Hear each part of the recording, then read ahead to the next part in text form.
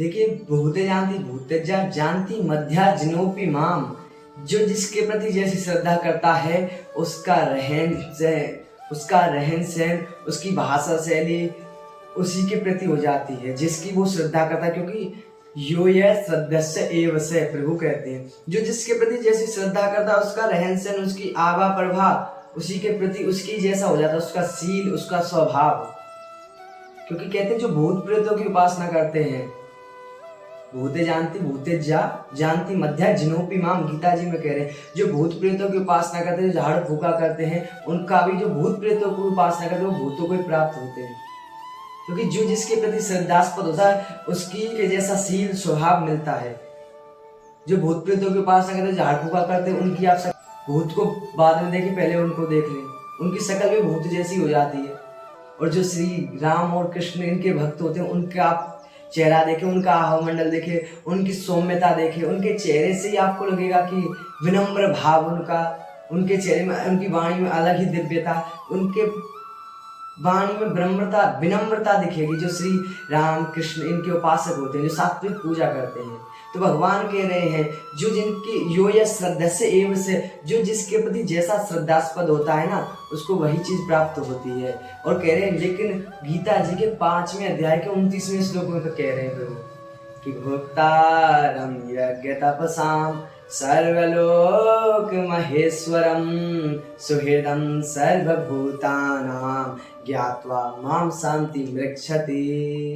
कहते हैं मेरे जो भक्त हैं, जो मेरे को भोक्तारं यज्ञ तपसाम सर्वलोक महेश्वरम, जो मेरे को समस्त चीजों का भोक्तार समझते हैं, क्योंकि मैं ही यज्ञ, जितने भी तुम यज्ञ कर रहे हो, किसी भी की देव विशेष की पूजा तुम कर रहे हो वो मेरी ही कर रहे हो, क्योंकि सब में मैं ही हूँ। इस सृष्टि के मालिक, इस सृष्टि के परमेश्वर का भी मैं परम ईश्वर हूँ।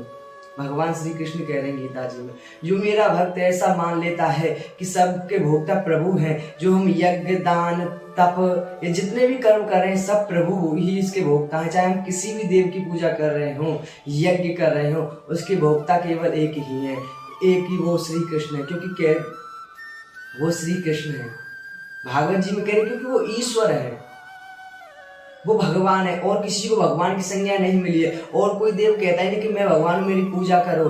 शिव जी की देखिए पास है, शिव जी कहते हैं उमा राम स्वभाव जय जाना ताई भजन ते भावना आना।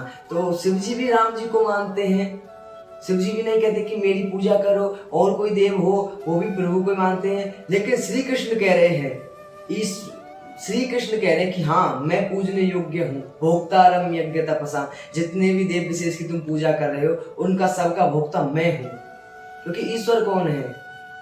देखिए ऐसा कोई देव नहीं जो कहे कि तुम मेरी पूजा करो, मैं पूजने योग्य हूँ, मैं भगवान हूँ।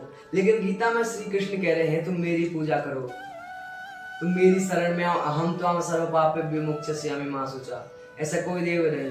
शिव जी कहते हैं तुम राम जी की उपासना करो, शिव जी कहे तुम राम जी की उपासना करो। कोई भी देव विशेष है वो कोई कह नहीं सकता कि मैं भगवान हूँ। लेकिन भागवत जी में कह रहे हैं एते चांस कला पुंस कृष्णस्तु भगवान स्वयं इंद्रार्व्याकुलं लोके मृडयन्ति युगे युगे। कृष्णस्तु भगवान स्वयं, कृष्ण स्वयं भगवान है, ऐसा कह रहे हैं कि वो है श्री कृष्ण, सबके भोक्ता। भोक्तारम यज्ञ तपसाम सर्वलोक महेश्वरम, लोक महेश्वर के भी परम महेश्वर जो है वो श्री कृष्ण है। सबके जो भोक्ता है वो श्री कृष्ण है। आप किसी भी देव की उपासना करें, श्री कृष्ण की उपासना कर रहे हैं, क्योंकि वही केवल एक देव है, वही केवल एक भगवान है।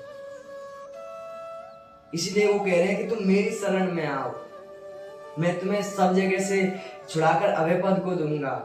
कर ममता ताक बटोई मन पद बांधे मन वही डोली। सुंदरकांड में कह रहे ना, सब जगह से जो ममता हटाकर मेरी शरण में ले आता है, राम जी कह रहे हैं। तो सन्मुख हुए जी मोर जवई जन्म कोटि अगनासम तवही।